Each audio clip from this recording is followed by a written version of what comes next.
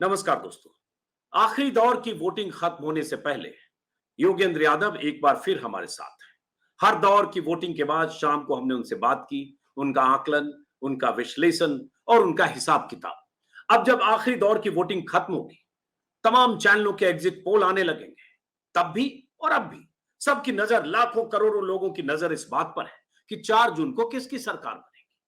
दर्जनों मुख्यमंत्री, मंत्री, प्रधानमंत्री मोदी, विपक्ष के तमाम नेताओं की नजर इस पर है कि 4 जून को नतीजे क्या आएंगे और साथ में ये कि 1 तारीख को यानी कल जब वोटिंग खत्म होगी, उसके कुछ देर बाद जब एग्जिट पोल के नतीजे आने लगेंगे, तो वो नतीजे चुनावों की दिशा, नतीजों की दिशा क्या दिखाएंगे, उन एग्जिट पोल से क्या रुझान मिलेगा और जो कुछ अब तक आकलन कयास लगाए जा रहे हैं, क्या एग्जिट पोल उससे इतर होगा या वैसा ही कुछ होगा। और तो और जो एग्जिट पोल के नतीजे आएंगे, क्या वही नतीजे 4 जून को आएंगे, इस पर भी बहुत बार सवाल होता रहा है।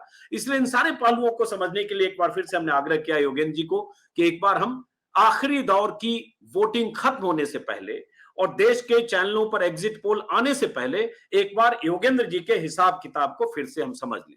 और मेरे ख्याल से योगेंद्र जी सही अगर कह रहा हूं तो चुनाव नतीजों से पहले आपका ये आखिरी आकलन होगा, क्योंकि कल शाम तक तो एग्जिट पोल आ जाएंगे। जी हाँ, अजीत भाई। चुनाव के सफर के साथ-साथ आपका और मेरा ये सफर भी बहुत अच्छा रहा। पूरे देश को जानने, समझने, कहने का शुक्रिया कहना चाहता हूँ कि आपने एक राजनीतिक कार्यकर्ता के मूल्यांकन को इतनी तवज्जो दी, क्योंकि मैं कोई सेफोलॉजिस्ट हूँ नहीं, उस तरह का एक्सपर्ट रहा नहीं।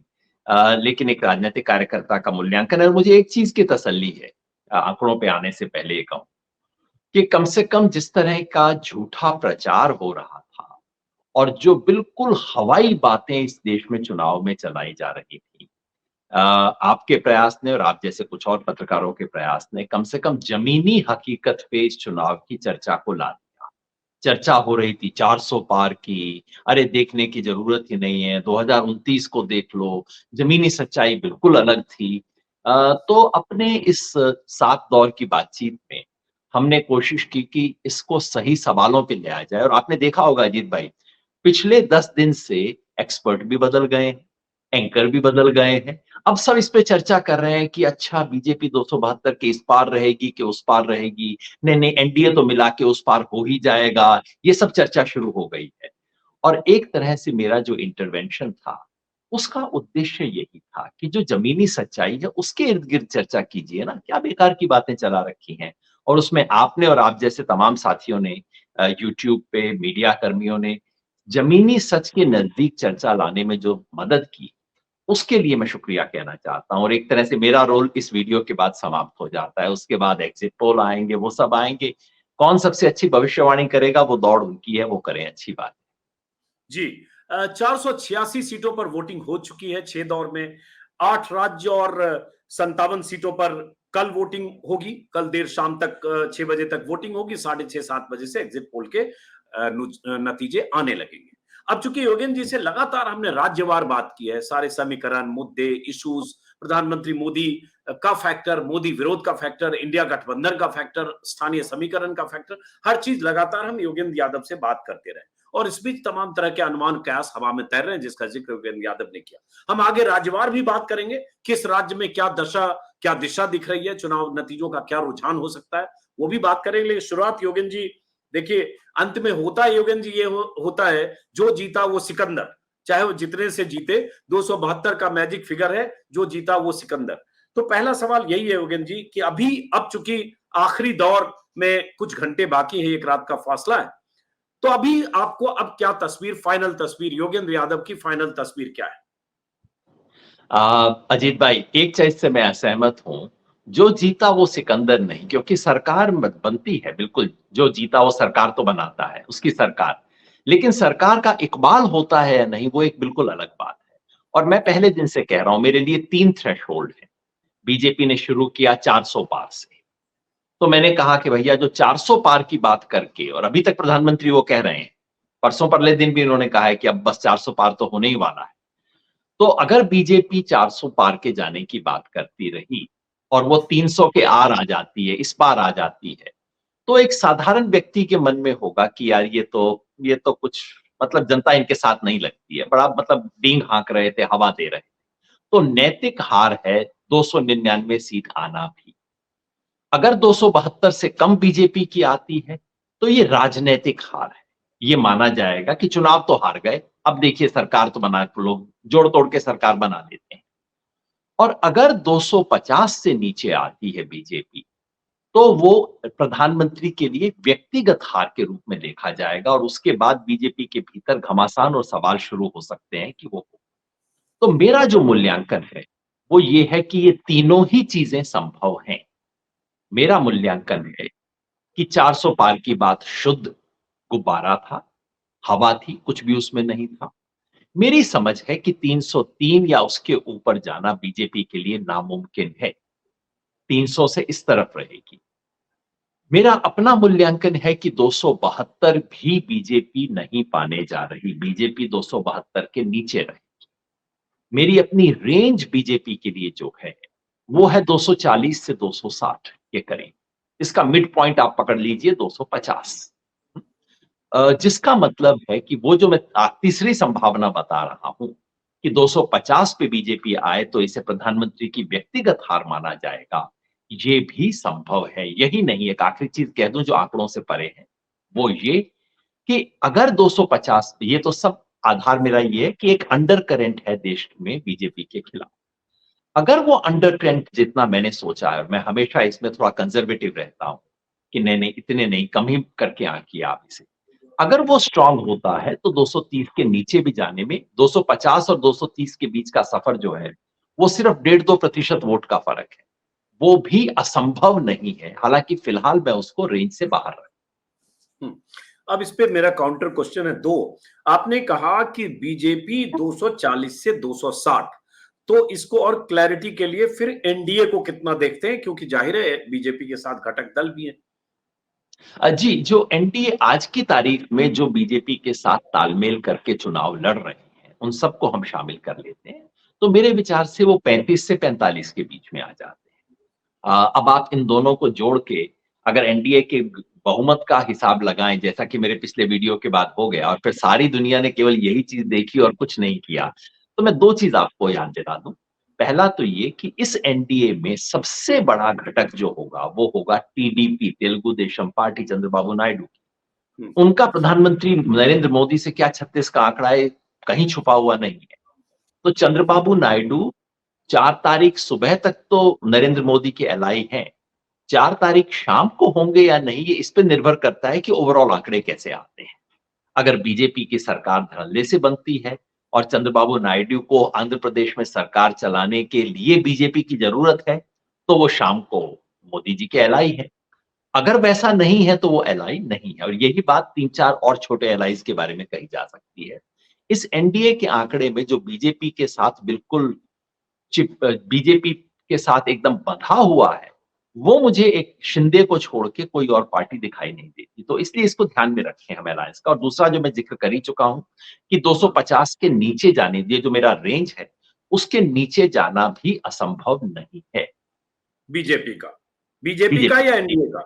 बीजेपी का एनडीए का आंकड़ा मोटे तौर पे, क्यों कई सारे दल हैं, मैं नहीं समझता है आंकड़ा बहुत कुछ बदलेगा, बदल यही सकता है कि टीडीपी कई बार इससे भी बेहतर परफॉर्म कर सकती है।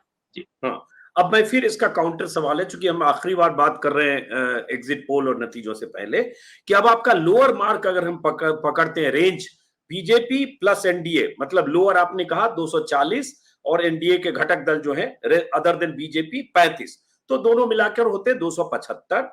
अपर मार्क अगर हम पकड़ते हैं, अपर रेंज 260 प्लस 45 मतलब होते 305, दैट मीन्स 275 से 305 आप एनडीए की रेंज दे रहे हैं। कंडीशन अप्लाई कि उसमें टीडीपी जो चंद्रबाबू नायडू दाएं बाएं हो सकते हैं, क्रेडिबल नहीं है। ठीक है, मैं ठीक कर रहा हूं? जी, दरअसल हुआ यही था, पिछली बार भी मैंने ये जो आंकड़े दिए हैं एग्जैक्टली यही आंकड़े पिछली वीडियो में भी मैंने दिए थे, लेकिन उसमें इसको पकड़ के उसका एक ग्राफिक बना के चला दिया गया और चैनलों ने तो अजीत भाई यहां तक कहा योगेंद्र यादव ने की बीजेपी की जीत की भविष्यवाणी, इस तरह की बातें चली, मीडिया मतलब इस स्तर पे इस देश में आ गया है।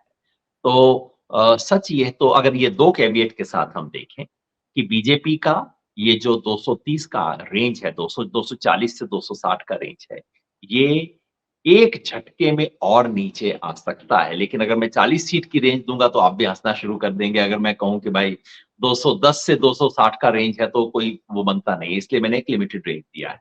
और दूसरा ये कि एनडीए की गिनती केवल नोशनल गिनती है आज की तारीख में।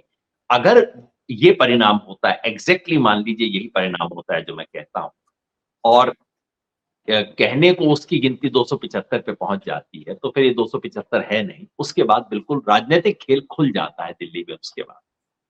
हाँ, फिर इसके बाद समझदारी के लिए कि अगर लोअर रेंज हम पकड़ते हैं जो आपने एनडीए का दिया बीजेपी प्लस गठबंधन उनके घटक 275 से 305 इस दृष्टि से हम लोअर भी पकड़ते हैं तो 272 के मैजिक फिगर पर सरकार बनती है तो आप ही के नंबर के हिसाब से सरकार तो फिर एनडीए की बन रही है बनती दिख रही है बन क्या फाइनल आंकड़े आपने भी कहा 230-35 के नीचे भी बीजेपी जा सकती है वो हुआ तो हुआ लेकिन अभी जो आप लोअर मार्क है उसके हिसाब से दोनों के लोअर मार्क बीजेपी प्लस उनके घटक तो सरकार बनाने के जो नंबर हैं उसके पार है यही आप वही बात कर रहे हैं जो प्रशांत किशोर जी ने की थी। नहीं मैं वही पूछ प्रशांत रहा किशोर हूँ जी ताकि ने आपको एग्ज़ैक्टली यही क्लैरिटी आ किया जाए था। मेरे पिछले वीडियो में उन्होंने एकदम ये उठा के कहा कि अब देखिए योगेंद्र यादव खुद कह रहे हैं कि सरकार बन रही है बीजेपी की। देखिए मैं केवल कह रहा हूँ, मैंने फिर जो अभी कहा दोहराव होगा पर क्या करूँ? पहली बात तो नहीं वो ये दर्शकों कि को भी समझ में आए ना चूंकि वो जी, जी, कंफ्यूजन ना हो इस वीडियो जी, का भी कोई हिस्सा काटेगा तो मैं चाहता हूं आपके जरिए वो पूरी बात आए जी, जी, जी। मैं यही कह रहा हूँ कि ये जो अगर लोअर एंड इसका हम देखते हैं, तो आपको सांख्यिकी एक आंकड़ों की दृष्टि से लगेगा कि हाँ 272 क्रॉस होता है, क्योंकि ये जो रेंज है मैंने वीडियो क्योंकि रिलीज़ किया है इसलिए मुझे लगा कि अब आंकड़ों को चेंज करने का कोई फ़ायदा नहीं। लेकिन ये सिर्फ़ नोशनल चीज़ है 272, 275 ऐसा कोई तरीका किसी के पास नहीं है, कम से कम मेरे पास तो नहीं है, कि मैं बिल्कुल प्रिसाइज़ कह सकूँ कि भैया 275 ही होगा, 270 नहीं होगा। मैं सिर्फ़ ये कह रहा हूँ कि ये जो 275 का आंकड़ा है, इसका मतलब है राजनैतिक दृष्टि से कि खेल बिल्कुल खुल गया है। जैसे ही बीजेपी खुद 250 के करीब आती है, 2 चीज़ें शुरू हो जाती हैं, क्योंकि इसका केवल आप आंकड़े ना देखें। पहला, बीजेपी के भीतर नरेंद्र मोदी के नेतृत्व पे सवाल उठने शुरू हो जाते हैं और दूसरा, कौन एलाई बीजेपी के साथ रहेगा और कौन नहीं रहेगा, ये सवाल भी एकदम खुलना शुरू हो जाता है। तो इससे केवल एक मतलब एक आंकड़ा दिखाएँ तो बिल्कुल ये निष्कर्ष निकलता है जो आप कह रहे हैं। लेकिन अगर इसकी राजनीति समझें, तो राजनैतिक दृष्टि से एकदम मामला बदल जाता है जैसे ही बीजेपी 250 पे रहती है। तो इसलिए सारी फ़ोरकास्ट में, सारे असेसमेंट में मेरा फ़ोकस जो कि पूरे देश का भी फ़ोकस रहा है, इस पे है कि बीजेपी का आंकड़ा कितना आता है। वो तय करेगा बाकी सब चीज़। बीजेपी का आंकड़ा तय करेगा कि कौन उसका एलाई है, कौन उसका नहीं है। इसके बाद एक फिर सवाल है कि उसके बाद हम आते हैं गठबंधन मतलब इंडिया पर और कांग्रेस पर कि जैसे इसके अलावा अदर्स हैं अदर्स को आप कितने नंबर दे रहे हैं जो ना इंडिया में है ना एनडीए में है ये 25 से 35 के बीच में है। इसमें देखिए कौन-कौन है। इसमें तमिलनाडु के एआईएडीएमके हैं, जो कि अलायंस में किसी के साथ नहीं आई। इसमें आंध्र प्रदेश की वाईएसआरसीपी है, जगन रेड्डी की पार्टी, जो कि अभी किसी अलायंस के साथ नहीं है और इसमें बीजेडी है और पंजाब से नवीन अकाली दल, है ना? तो मुख्य 3 ही हैं। वाईएसआरसीपी जिसकी सीटें शायद बहुत कम हो जाएँ और बीजेडी जिसकी सीटें भी कम होती दिख रही हैं और अकाली दल और एआईएडीएमके जिसकी सीट थोड़ी बढ़ सकती है। जी। अब इस पे फिर एक काउंटर है कि ऐसी स्थिति भी तो फिर बनती है चूंकि सवाल तो इस नंबर के इर्द गिर्द होगा जो नंबर आपके हैं कि भाई इस चार में भी जो बचे हुए हैं एनडीए से बाहर ठीक है एआईडीएमके का हो सकता है नंबर कम हो बट बीजेडी के नंबर उड़ीसा से ठीक ठाक हो सकते हैं तमाम आकलन कयास हैं कि बीजेपी 8 से ज्यादा हो सकती है उड़ीसा में बावजूद इसके 21 सीटें हैं तो बीजेडी जगन रेड्डी की पार्टी अकाली दल ये तो फिर प्रोबेबल एलाय हो सकते हैं एनडीए के देखिए इसमें कोई शक ही नहीं है कि जो पार्टी अगर 250 सीट अगर बीजेपी 240 सीट भी लाती है, जिस देश में मेजॉरिटी मार्क 272 होगा, वहाँ जो पार्टी 250 के करीब सीट लेके आएगी और अगर कोई दूसरी पार्टी 200 सीट नहीं ला रही है डायरेक्टली अपना, तो जाहिर है वो पार्टी एक एडवांटेज की स्थिति में तो स्टार्ट करेगी गवर्नमेंट फॉर्मेशन और जाहिर है राष्ट्रपति सबसे बड़ी पार्टी को तो इनवाइट करेंगे ही। तो एक एडवांटेज बीजेपी को तो है ही इस चीज में, लेकिन मैं केवल इसकी तुलना दो चीज से कर रहा हूँ। देखिए मेरे लिए ये जरूर है मीडिया के लिए, और अगले आने वाले 2-3 दिन तक इस देश में सरकार बनाने का गणित टेलीविजन चैनल पे चलेगा। मैं पहले दिन से कह रहा हूँ, मेरे लिए सबसे महत्वपूर्ण सवाल वो नहीं। मेरे लिए सवाल ये था, और मैंने जब बार-बार कहा, ये चुनाव कोई सामान्य चुनाव नहीं। ये चुनाव मेरे लिए इसका चुनाव नहीं था, कौन बनेगा प्रधानमंत्री। मैंने बार-बार कहा, ये चुनाव मेरे लिए इसका है कि इस देश के संविधान का क्या होगा, इस देश के लोकतंत्र का क्या होगा, इस देश की आत्मा का क्या होगा। क्या झूठ और नफ़रत की राजनीति पे इस देश की जनता मोहर लगा देगी? अगर बीजेपी 325 सीट खुद ले आती या ले आती है, मैं अभी से भी कैसे कह सकता हूँ कि नहीं होगा। अगर ऐसा होता और बीजेपी और उसके एलाइज कोई 370-75 सीट ले आते, जैसा कि सर्वे दावे कर रहे थे। सर्वे तो ये भी कह रहे थे 411 सीट आएगी। एक दूसरा बड़ा सर्वे कह रहा था 398 आएगी। अगर वैसा कुछ आता है, तो उसका निष्कर्ष यही निकलता कि इस देश ने झूठ और नफ़रत की जो राजनीति चल रही है, उस पे मोहर लगा दी है। ऐसी स्थिति में संविधान बदलने की गुंजाइश बिल्कुल बनती थी, और ऐसी स्थिति में लोकतंत्र इस देश के अंदर बिल्कुल पंगु हो जाता। ये जो 3 सिनेरियो मैं देख रहा हूँ, जो मैंने आपको बताया, 300 से नीचे, 272 से नीचे, 250 से नीचे। इन तीनों स्थिति में मेरे लिए सबसे महत्वपूर्ण बात ये है कि संविधान बदलने की हिम्मत नहीं होगी, जो भी सरकार आए। नंबर 2, लोकतांत्रिक संस्थाओं को अचानक आवाज मिल जाएगी। सिर्फ अजीत अंजुम और उनके 10-12 मीडिया के साथी यूट्यूब पे नहीं बोलेंगे। शायद टीवी चैनलों का भी थोड़ा-सा गला खुलना शुरू हो जाए। कोर्ट कचहरी को भी ऐसी चीजें, कानून की बारीकियां दिखनी शुरू हो जाएंगी जो उन्हें पिछले 8-10 साल से दिखनी बंद हो गई हैं। ये सबसे महत्वपूर्ण है, और ये जो इस देश के भाईचारे पे, इस देश के सौहार्द पे जिस तरह का हमला हुआ है, अगर ये सबक मिलता है कि भैया ये सब करने से चुनाव नहीं जीते जाते, तो उसके बाद ये कम होगा, बीजेपी के भीतर भी कम होगा। मेरे लिए ये ज़्यादा महत्वपूर्ण चीज़ें हैं, बजाए इसके कि कौन बनेगा प्रधानमंत्री। ये खेल है, महत्वपूर्ण है, खेला ही जाएगा। मैं ना चाहूँ तब भी खेला जाएगा, और उसमें बीजेपी के पास जितनी सीटें होंगी, और याद रखिए फिर अगर हम बिल्कुल खुला खेल ही कर रहे हैं इसके बारे में कि कौन बनेगा प्रधानमंत्री, अगर सबसे महत्वपूर्ण खेल है, तो अजीत अंजुम जी, आप भी जानते हैं, मैं भी जानता हूँ, ये खेल सिर्फ दिल्ली में नहीं, मुंबई में भी खेला जाएगा। बड़े-बड़े थैलीशाह होंगे, बड़े-बड़े पैसे का ट्रांसफर होगा, और उन सब में बीजेपी को एडवांटेज है। मतलब कोई तो ये भी कह सकता है कि भैया उनको 210 सीट भी आ गई तब भी सरकार बनाएँगे। आप पता है बॉम्बे से पैसे आएँगे, ये सब खेल खेला जाएगा। तो उस सब खेल के ऊपर मैं उसे सेंट्रल नहीं मानता, लेकिन लेकिन ज़ाहिर आपकी है। बात से योगेन जी, आपकी बात से एक चीज लग रही है, सारे जो भी आप लॉजिक दे रहे हैं, आपकी बात से एक चीज लग रही है कि आप बीजेपी एनडीए की सरकार बनती हुई 4 जून को देख रहे हैं। आप इस सारी बात को वहीं पे लाना चाहते हैं, शायद पुराने पत्रकार वाली ट्रेनिंग है, जो स्वाभाविक है, समझता भी हूँ मैं, उसपे मैं ऐतराज़ नहीं करता। मैं ये कह रहा हूँ नहीं, इसलिए कि कि फाइनल कल्मिनेशन क्लाइमेक्स तो बात होगी ना, फिर फाइनल क्लाइमेक्स क्या, उसके बाद मैं अगले सवाल पे आता ना, हूँ। मेरे लिए फाइनल क्लाइमेक्स नहीं है, मैं यही बात कहने की बार-बार कोशिश कर रहा हूँ। मेरे लिए फाइनल क्लाइमेक्स नहीं है। अगर ये सामान्य चुनाव होता और सिर्फ यही कि कौन बनेगा प्रधानमंत्री, तो सच में मैं अजीत अंजुम के साथ शो नहीं करता। मैंने इस सब काम को 10 बे 12 साल पहले छोड़ दिया, कान पकड़ के छोड़ दिया, और एक सफल फोरकास्टिंग करने के बाद छोड़ दिया था, और मैंने कहा था कि ये मेरा काम नहीं है जीवन में, मुझे इसमें नहीं आना। चूँकि इस चुनाव में मुझे लग रहा था कि सीधे-सीधे ये तो इस देश के संविधान को खतरा है, इस देश की जड़ को खतरा है।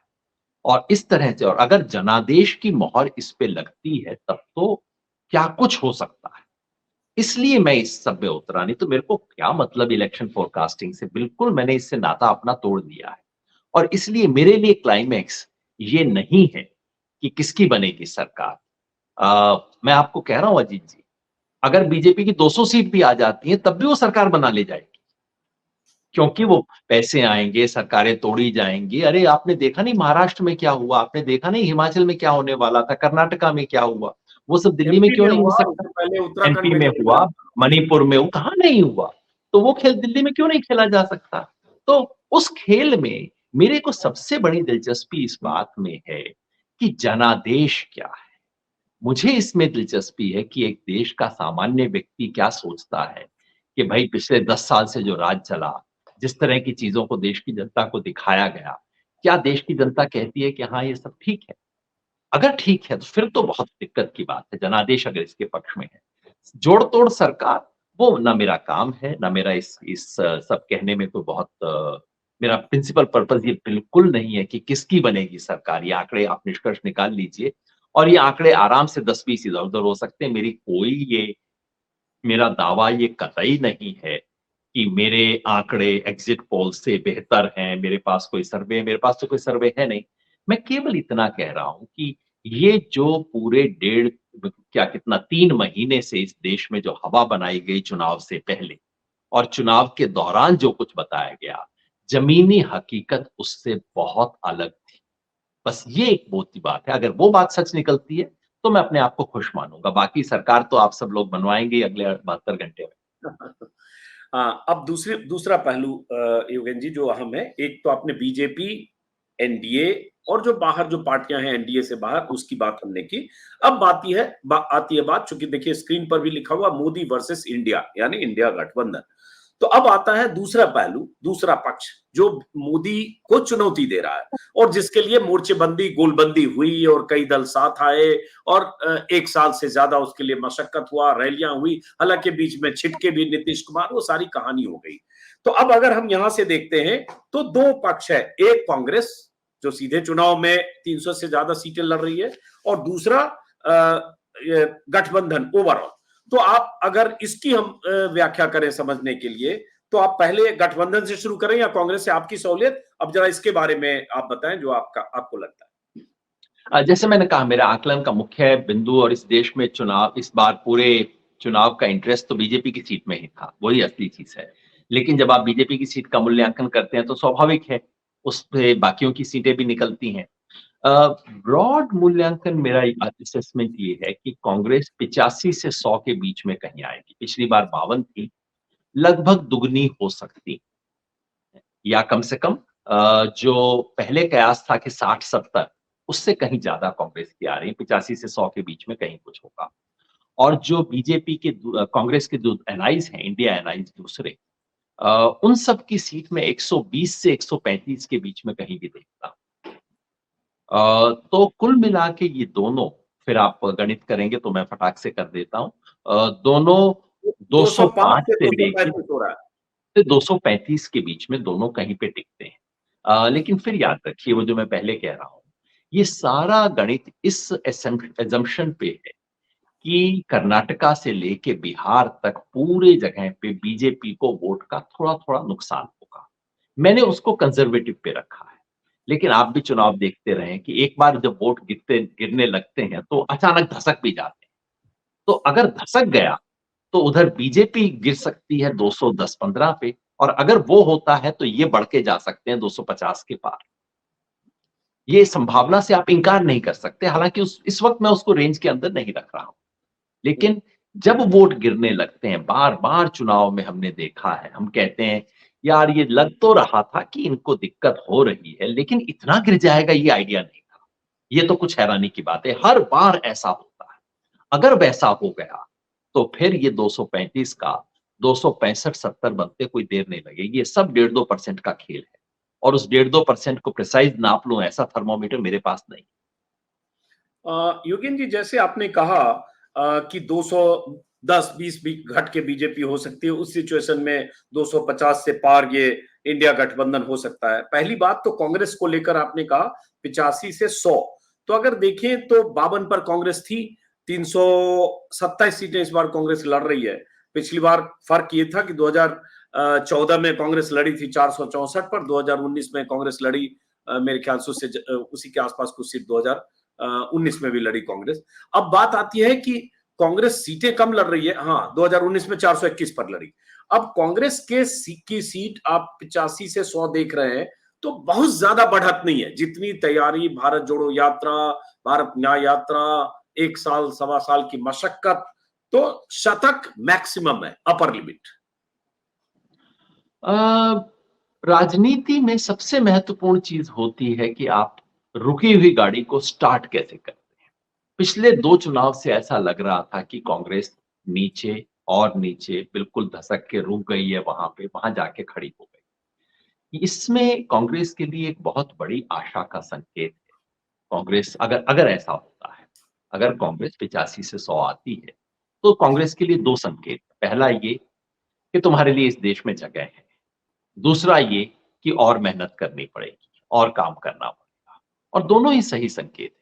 भारत जोड़ो यात्रा जो दोनों हुई, उससे देश को फ़ायदा हुआ, कांग्रेस को भी फ़ायदा हुआ।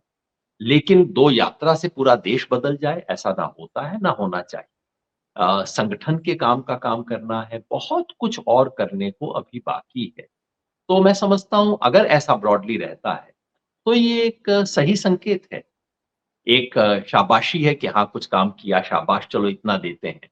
लेकिन चेतावनी है कि भैया और बहुत कुछ अभी करना पड़ेगा, अभी से संतुष्ट होके मत बैठो। बिल्कुल सही बात। लेकिन इसका दूसरा ये भी होगा ना कि गम में भी खुशी ढूंढ रहे हैं कि 52 से मान लीजिए 82 हो गए या जो भी 85 हो गए, लोअर लिमिट देखते हैं तो 15 साल बाद चुनाव में, अगर 10 साल बाद, दरअसल 10 साल सत्ता से बाहर रहने के बाद तीसरे चुनाव में भी बहुत हासिल नहीं हुआ।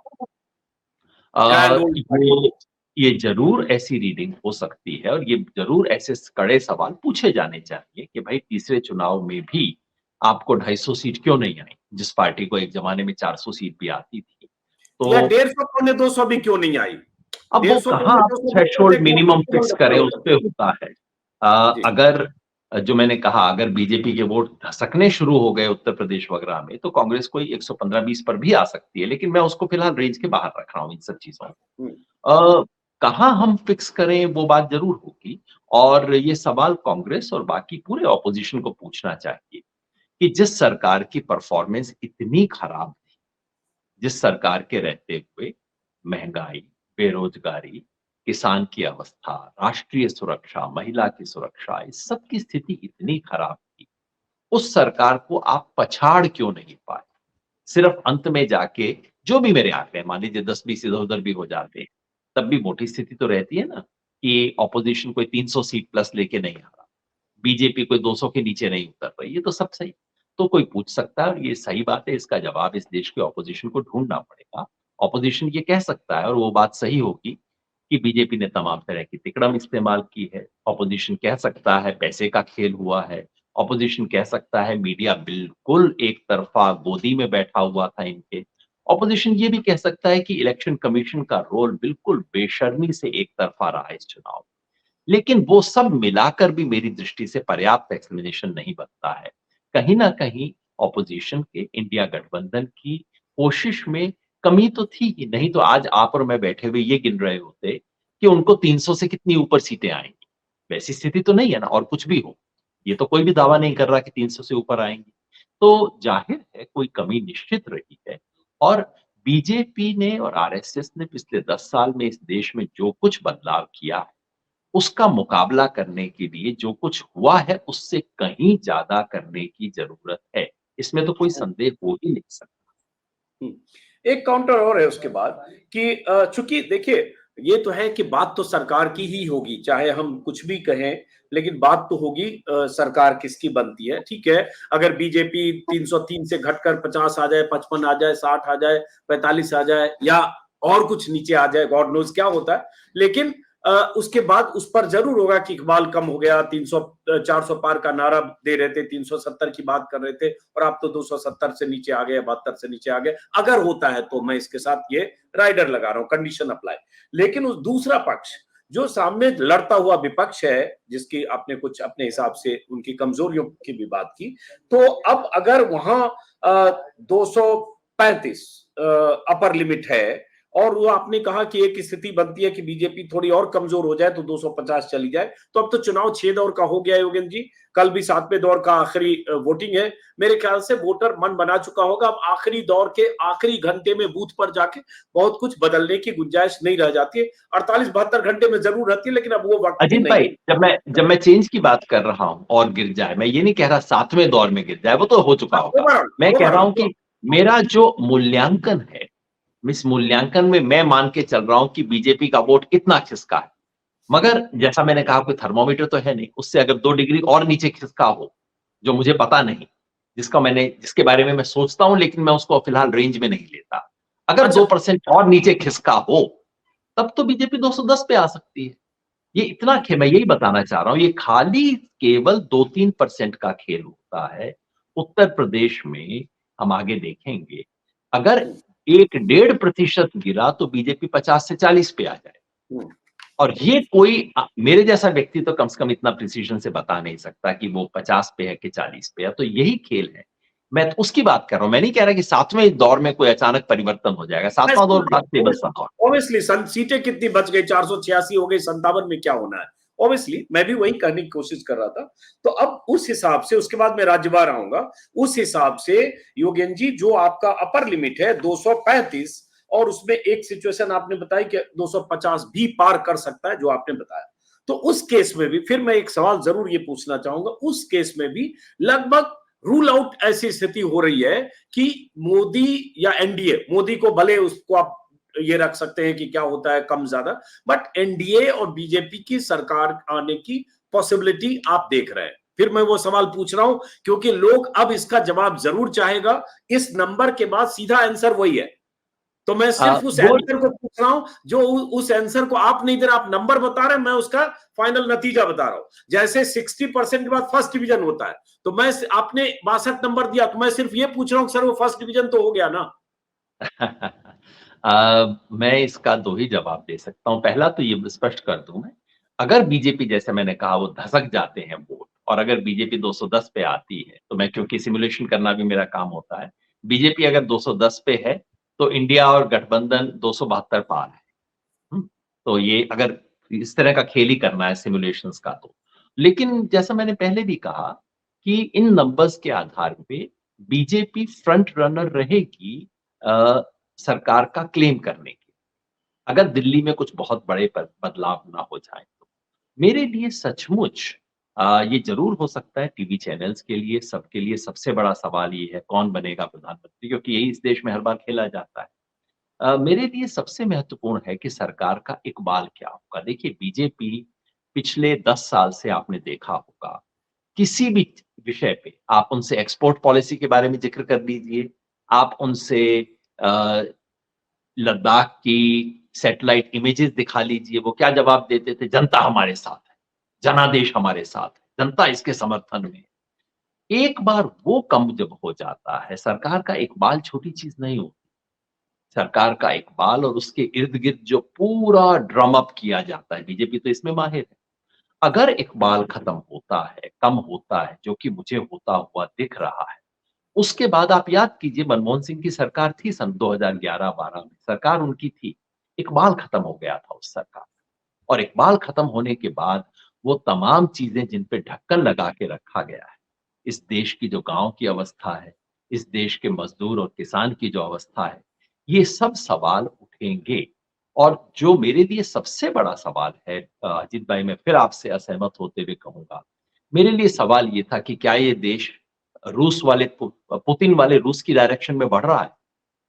मेरे को ये चीज़, इस चीज़ ने मुझे आपके दरवाजे पे लेके आया और इसकी वजह से मैं 7 प्रोग्राम किया हूँ। और मुझे इसके आखिर में लग रहा है और कुछ भी हो, ये देश पुतिन वाले रूस की डायरेक्शन में नहीं बढ़ रहा है। और इसके लिए मैं पार्टीज़ को क्रेडिट नहीं देता, पब्लिक को क्रेडिट देता हूँ। पब्लिक ने इस पे ब्रेक लगा दी है, ऐसा मेरा अनुमान है। और ये मेरे लिए सबसे महत्वपूर्ण। हाँ, ये सही है कि बहुत जगह जो एंगर, गुस्सा, आक्रोश महंगाई को लेकर, बेरोजगारी को लेकर, बहुत तरह के वादों को लेकर जो लोगों में दिखा, मान लो यूपी में मैं 7-8 इलाकों में गया वहां भी, तो ये सब दिखा जो 2 महीने 3 महीने में ये दिखा। लेकिन उसके बाद बात, एक सवाल, उसके बाद मैं जरा राज्यवार बात करूंगा योगेन जी, कि विपक्ष इतनी ताकत, इतनी जोर आजमाइश, इतनी रैलियां, इतनी सभाएं, सब कुछ, और एक गठबंधन बनाने की कोशिश, हालांकि उसमें बीच में रफू करने की नौबत आई, बहुत पाबंद लगे। लेकिन उसके बाद भी अगर आपके नंबर पर ही आता हूं, अगर आप बीजेपी को 240 से 60 भी देखते हैं, अगर एनडीए को 270-72 या उसके ऊपर या जहां भी देखते हैं, 275 से 305 भी देखते हैं, तो ये क्या ऐसा हुआ कि मोदी या एनडीए यहां तक टिके रह जाते हैं, और क्या ऐसा हुआ कि विपक्ष की लामबंदी भी, लोगों का गुस्सा भी, महंगाई बेरोजगारी के सवाल भी, संविधान के खतरे में होने का विपक्ष का नैरेटिव भी, 10 साल की एंटी इनकम्बेंसी भी विपक्ष को वो एज नहीं दे पाती दिख रही है जो देना चाहिए। इसकी थोड़ी अभी विस्तृत इनका छोटा ही जवाब दो क्योंकि अभी हमारे पास परिणाम नहीं है, हम तो कयास लगा रहे हैं फिलहाल जी, तो। लेकिन दोनों ही बातें हैं। पहला ये देखना चाहिए कि बीजेपी 400 से नीचे कैसे आ गई, 400 पार के दावे 411 398 से नीचे यहाँ पे कैसे आ गई। उसका कारण है कि सच्चाई इसके अनुरूप नहीं, सच्चाई 400 पार के अनुरूप नहीं थी, ये दावे झूठे थे और ये दावे अंततः इस देश की पब्लिक ने पकड़ ली। दूसरा सवाल ये है कि जब सच्चाई इसके अनुरूप नहीं थी, तो विपक्ष 300 पार क्यों नहीं जा पाया, जो कि जाना चाहिए विपक्ष को ऐसी स्थिति में। उसका कारण ये है कि विपक्ष ने इंडिया गठबंधन जो कुछ कर सकता था, भारत जोड़ो अभियान के बाद, भारत जोड़ो यात्रा के बाद, कर्नाटका की सफलता के बाद और इंडिया गठबंधन बनने के बाद जो कुछ संभावना थी, उस संभावना का पूरा दोहन विपक्ष कर नहीं पाया। आखिर तक यही चलता रहा कि भई सीट एडजस्टमेंट होगा या नहीं। इंडिया गठबंधन की तरफ से कोई एक क्लियर मैनिफेस्टो पूरे देश, मैनिफेस्टो नहीं तो कम से कम 5 प्रॉमिसेस जो देश के अंतिम व्यक्ति तक पहुँच पाती, वो नहीं पहुँच पाया। और इस देश में ये सवाल तो बचा ही रहता है ना कि मोदी के सामने कौन? जनता ने मोदी के सामने मुद्दों को खड़ा किया। लेकिन अगर जनता को कोई एक व्यक्ति मिल जाता जो कि पूरे विपक्ष को सर्वमान्य होता और जो कि उन मुद्दों का प्रतिनिधि के रूप में खड़ा हो सकता, तो ज़ाहिर है स्थिति बदल सकती थी। तो ये सब चीज़ें रही, लेकिन इसका लंबा विश्लेषण हम परिणाम हाथ में आने के बाद करें तो बेहतर। जी। अब जरा हम थोड़ा राज्यवार आते हैं योगेन जी।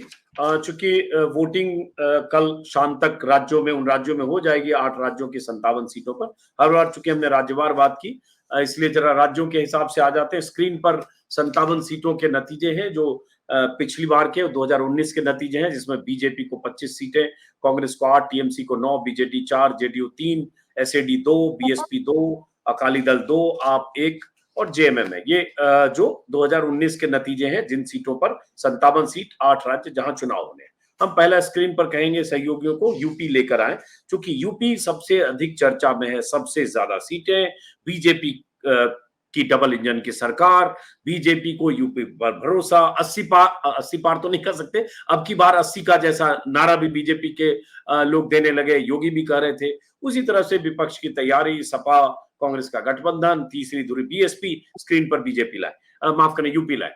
तो यूपी की 13 सीटों का ये, और इसी दौर में बनारस भी है, जहां से प्रधानमंत्री मोदी तीसरी बार चुनाव लड़ रहे हैं। अच्छे खासे मार्जिन के लिए बीजेपी ने वहां कैंपेनिंग की है। तमाम नेता, मुख्यमंत्री, पार्टी अध्यक्ष, सारे लोग वहां जमे हैं, रोड शो सब कुछ हो रहा है। जैसे उनकी लड़ाई उनके मुताबिक मार्जिन बढ़ाने की है। इंडिया गठबंधन की लड़ाई है कि उनको नीचे लाया जाए। हार जीत को लेकर मेरे ख्याल से सबको ये लगता है कि मोदी जीतेंगे, अब मार्जिन जो भी हो। लेकिन ये सारी सीटें इस बार की। अब जरा यूपी को इन नंबर के साथ ओवरऑल तस्वीर आप बताएं, क्योंकि अब तो समअप हम कर रहे हैं यूपी पर। अंतिम दौर के बारे में तो विशेष कुछ कहने को नहीं है। सिर्फ यही, और चूंकि आप यहाँ घूमते रहे हैं, तो मैं समझता हूँ ये तमाम वो दौर हैं जिसमें स्थिति थोड़ा-थोड़ा विपक्ष की बेहतर होती गई है। उत्तर प्रदेश में कम से कम मुझे महसूस हुआ जैसे-जैसे चुनाव पहले से 7वें चरण के करीब आया, तो उसमें इंडिया गठबंधन, सपा-कांग्रेस गठबंधन जो है वो और ज़्यादा मजबूत होता गया। बीजेपी की स्थिति और ज़्यादा कमज़ोर होती गई। आखिरी राउंड में होनी तो बहुत अच्छी चाहिए थी बीजेपी की सिचुएशन, क्योंकि बीजेपी ने यहाँ बहुत अच्छा परफ़ॉर्म किया था। लेकिन संघर्ष हो रहा है सब सीट पे। बनारस में भी प्राइम मिनिस्टर का मार्जिन कम होने की काफ़ी गंभीर कयास हैं इस वक़्त। तो अगर वहाँ पे भी मार्जिन कम हो रहा है, जहाँ बीजेपी ने एक बार दावा किया था 10 लाख का मार्जिन लाने की कोशिश थी, तो ज़ाहिर है ऐसे में कुछ तो बदलाव हो रहा है। कुल मिला के उत्तर प्रदेश के बारे में मेरा अनुमान ये है कि पिछली बार बीजेपी को सपा-बसपा गठबंधन पे 13% का एडवांटेज था, 13% वोट ज़्यादा, जिसके चलते बीजेपी को 62 सीट आई, एलाइज़ को 2 और सीट आई। इस बार मुझे लगता है कि कुल मिला के बीजेपी और उसके एलाइज़ कुल मिला के 50 सीट ले आएँ, तो ये एक उनके लिए ठीक-ठाक परफ़ॉर्मेंस होगी। मतलब कि बीजेपी को कोई 14-15 सीट का नुकसान है। मैं जानता हूँ ये बात बीजेपी वाले मानने को तैयार नहीं है। मैं जानता हूँ हो सकता है एग्ज़िट पोल भी ये बात कल ना कहें। लेकिन मैंने केवल उत्तर प्रदेश में, आपने तो ज़्यादा दिन लगाए, लेकिन मैंने भी कोई 1000 किलोमीटर घूम के देखा। इसमें कोई संदेह नहीं कि बीजेपी का एक छोटा-सा तबका, और वो केवल एक जाति विशेष का नहीं, ऊपर से लेके नीचे तक तमाम जातियों में बीजेपी का वोट टूट रहा है। समाजवादी पार्टी और कांग्रेस का वोट कतई नहीं टूट रहा है, और बीएसपी का एक छोटा हिस्सा पहली बार सपा कांग्रेस की तरफ भी जा रहा है। तो उसके चलते मेरा ये अनुमान है कि बीजेपी कोई 50 सीट के करीब, बीजेपी और उसके सहयोगी 3 सीट सहयोगियों को भी आ सकती है, मिलके 50 सीट पर आएंगे। लेकिन ये याद रखिए अजीत भाई, जो मैंने पहले भी कहा था, अगर उससे 1.5-2% और वोट टूट गया, और इसका किसी को पता नहीं लगता है क्योंकि हम सब ओवरग्राउंड देखते रहते हैं और अंडरग्राउंड का करंट किसी को मेजर करना बड़ा मुश्किल होता है, वो हो गया तो 40 पे आते देर नहीं लगी। 40 पर भी बीजेपी उतर सकती है, इस संभावना से आज भी आप इनकार नहीं कर सकते। अच्छा, अब अगर आप 50-51 देख रहे हैं बीजेपी प्लस पार्टनर, मतलब छोटी पार्टी अपना दल हो चाहे राजभर हो, तो उस सिचुएशन में दूसरा पक्ष जिसमें कांग्रेस है और सपा बसपा गठबंधन कॉम्बिनेशन मान लें, तो आप उसके बारे में आपका आकलन क्या है, कांग्रेस और देखिए, इंडिया अगर गठबंधन? बीजेपी कोई 50-51 पे रुकती है, तो जाहिर है ऑपोजिशन को 28-29 सीट आएँगी, जिसमें कांग्रेस को एक छोटा हिस्सा आएगा। कांग्रेस को मैं 5-1 से ज़्यादा, 5-6 सीट से ज़्यादा नहीं देखता, और समाजवादी पार्टी को कोई 22-23 सीट आने की गुंजाइश है।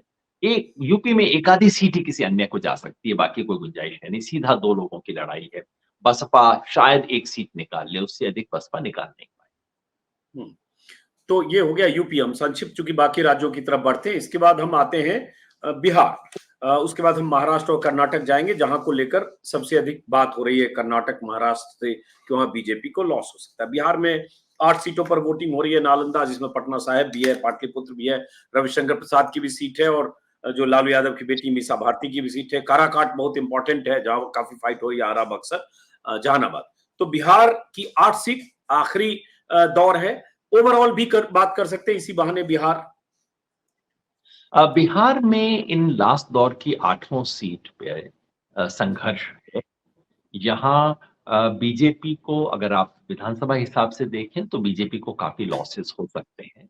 यही वो इलाका है जहां माले अपनी तीनों सीट लड़ रही है। मेरे ख्याल में माले की तीनों सीटें इसी के अंदर आ रही हैं। जी बिल्कुल। आरा, काराकाट और नालंदा, तीनों माले की सीटें भी यहाँ आ रही हैं। और वो उन सब सीटों पर, तीनों पर ही मेरे ख्याल से वो मुकाबले में है। 2 पे जेडीयू के मुकाबले में है और 1 पे बीजेपी के मुकाबले में हम्म, है। इन कुल मिला के बिहार में अगर आप देखते हैं, पिछली बार 40 में से 39 सीट थी वहां विपक्ष, वहां पे एनडीए को। मेरे विचार से कम 15 सीट का नुकसान मैं देख रहा हूँ। इसमें से बीजेपी को कम नुकसान है। बीजेपी को पिछली बार 17 सीट थी।